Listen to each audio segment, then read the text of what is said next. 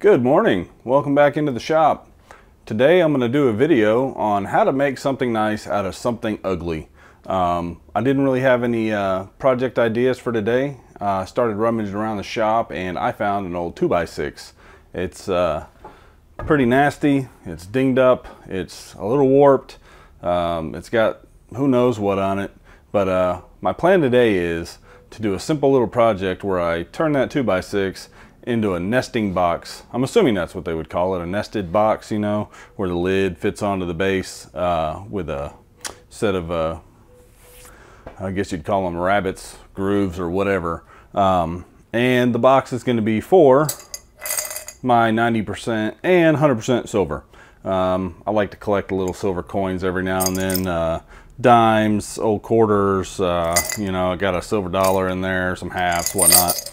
But I need something to put them in because that jar looks kind of funky. So today's project is to make a box for my coins. Pretty simple, straightforward. So we're going to get to it and see what we can come up with.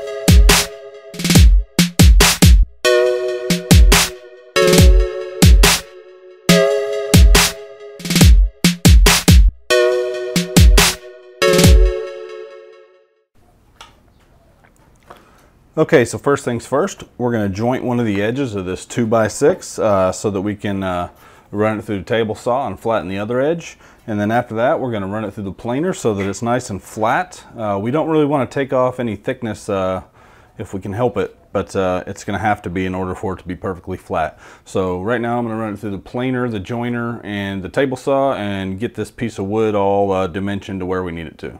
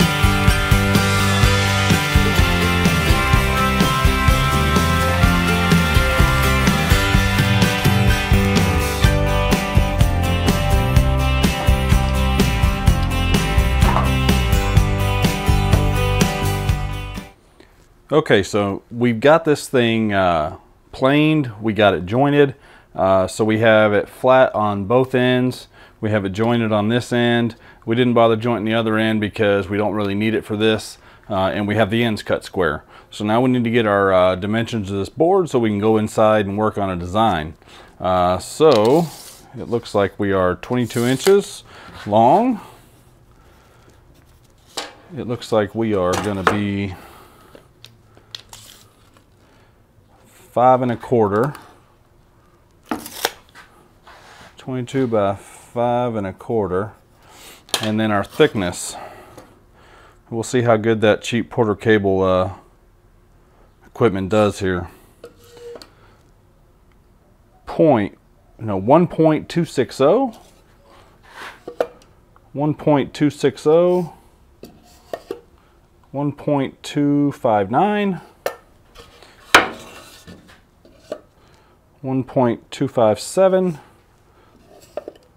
1.260.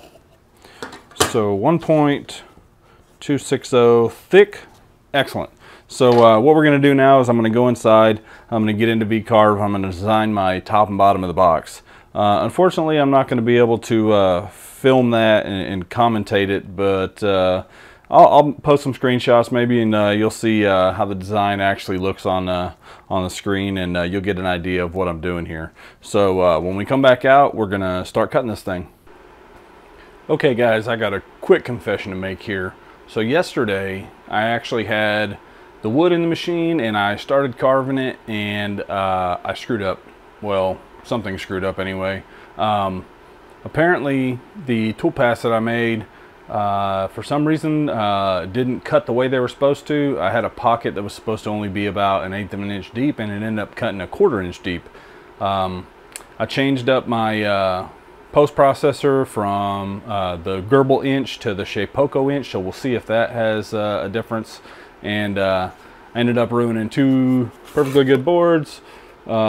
This one right here, you know, I got all the way there and it was way too deep. I let it go, and if it had actually worked, you know, these letters hadn't have blown out for being so small and being too deep. I would have just left it as is, but I decided to stop and try it again because the letters were getting broken. So I put this one in, and right off the bat, I even went in and checked. All the tool paths were right.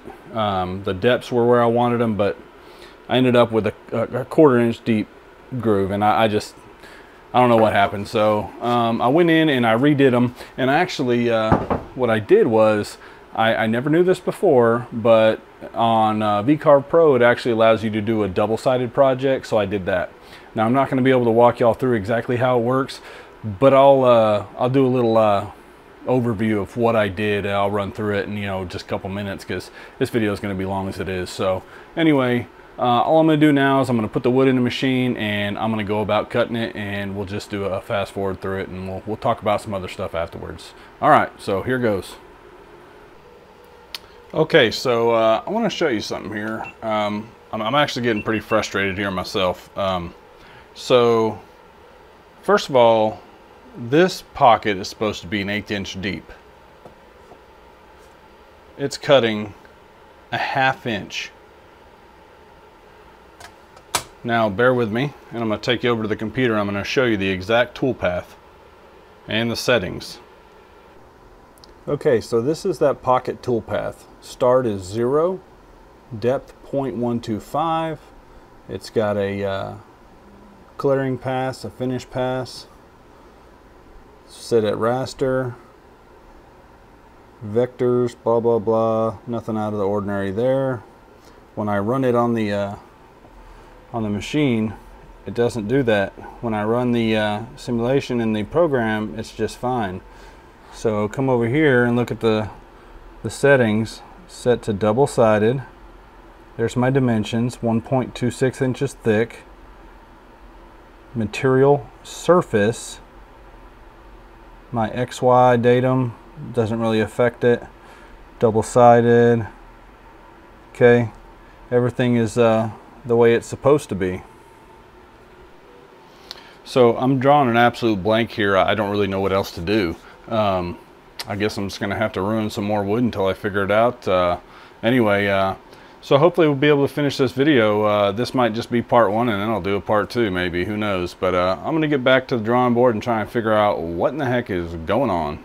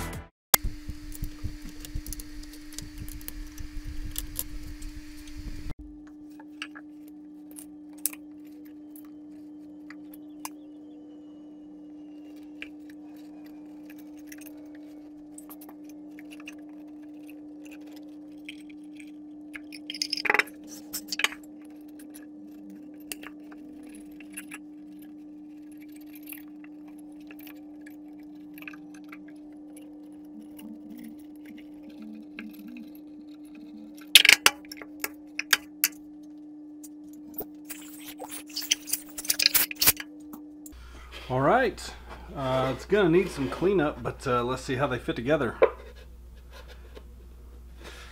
And that's gonna need just a tad bit of sanding. That's to be expected because the tolerances weren't, it wasn't given any tolerance. It was just cut to the same exact size. So light bit of sanding and that should fit together just fine. But you can see how that's supposed to go together. We'll give it a quick sanding and we'll come back and we'll see how it is. Okay guys, well, we're all finished. As you can see, what we have is a lid and a base. It is still a pretty tight fit, but you know, that's all right. It goes together, and it turned out not too bad. I got a couple dings on it. Right here's one little blowout. It's 2x6. Can't really expect much, but we'll go ahead and get this thing stained and finished up, and when we get done, we'll show you the final product. One thing to note, if you're going to design something like this, I highly suggest you put some looser tolerances in there between your lid and your base, so you don't have to do so much sanding to get it together. But overall, I think it turned out good, notwithstanding all the problems we had. So we'll get it finished up and show you the final result.